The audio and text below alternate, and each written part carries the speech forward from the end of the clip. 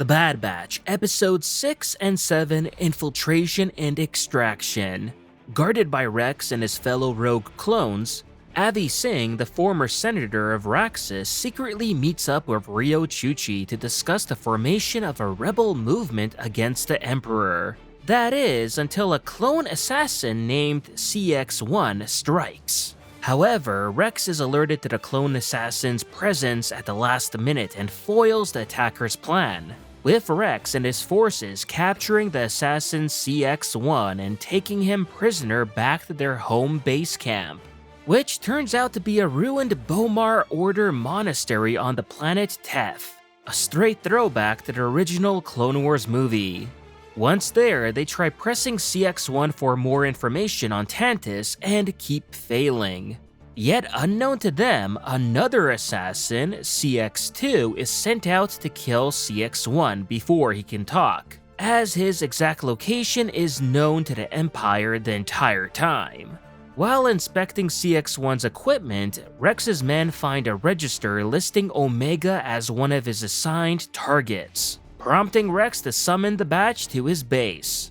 And once the batch do arrive, Omega and Crosshair begin to state what little they do know about the Imperial experiments and the Clone Assassin Division formed by Hemlock on Tantus, with Crosshair even admitting that they tried to make him an assassin as well. But even then, it's still not all that much information, at least not good enough for Hauser, who the whole time is just sus about Crosshair. Then upon hearing that Rex's forces have captured an assassin, Crosshair warns them of a secret tracking implant inside the operative. However, it's too late, as by then the second assassin, CX-2, strikes, killing the captive CX-1 and causing havoc and mayhem around the base, killing much of Rex's men in the process too. Now, had Crosshair's sniping effectiveness not dropped to the level of like a normal clone or worse, then I'm pretty sure he could have sniped CX-2 right there and then. But of course he couldn't, that didn't happen, and the situation only got worse from there, as the base then is in turn accidentally blown up, of which you'd think this explosion would kill CX-2, right? Because you darn well know it would with a normal clone, but nope. The assassin picks himself up as if nothing had happened. Meanwhile, an Imperial retrieval team led by Commander Wolffe is en route to recapture Omega, and whoa, talk about an unexpected cameo. I mean, I completely forgot about old Wolffe here, and to see that he's still got a platoon of clone troopers too, his wolf pack, is a bit surprising, but at the same time cool. It's nice to see clones still operating under the Empire during this time frame and all. And we can only guess that Wolffe and his wolf pack were the closest ones to Teth, and that's why they're the ones being sent here before Hemlock can get there.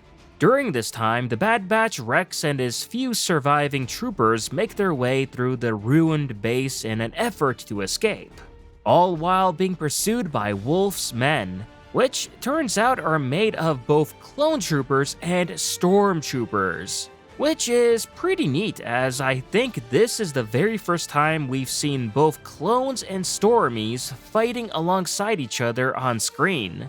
And well, to be honest, both are just about the same level of effectiveness when it comes to dealing with the protagonists, aka both suck when fighting against the good guys. But then there's also CX-2, which is just the exact opposite. He's chasing them as well, of whom he does so in defiance of Wolffe's orders. The rogue clones soon manage to launch a shuttle, but they don't get far as CX-2 shoots their vessel down, forcing them to crash land and face a rough trek to an extraction by Echo.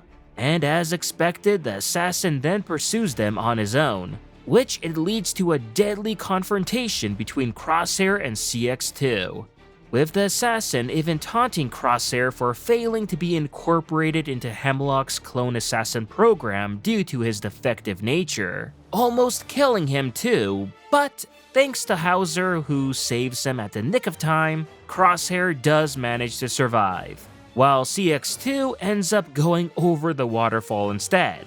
Now, this part was a bit predictable, as even though at the start Hauser disliked Crosshair and all, over the course of the episode he did come to change his mind about him, and so of course it had to be him who saves the day here. But what wasn't predictable was why Hauser decided to stun CX2 rather than just blast him dead.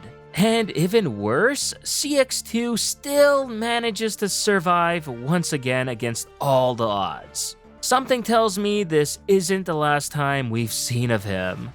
Finally, once the batch, Rex, and Hauser reach the extraction point, Wolffe intercepts them before they can get away, but upon being confronted by his old friend Rex and the truth behind the Empire's treatment of clones, he instead decides to let the rogue clones escape, fully knowing he's going against orders. No doubt Hemlock ends up finding out about this one, which could be the very reason as to why Wolffe ends up leaving the Empire for good. As we of course do know thanks to Rebels that he does join up with Rex later at some point. Maybe we'll see that in the Bad Batch, that would be pretty cool. But as the rogue clones depart on Echo's ship, where Gregor is also present, Rex then advises to Hunter that in order to keep Omega safe, they have to find out why she's so important to the Empire.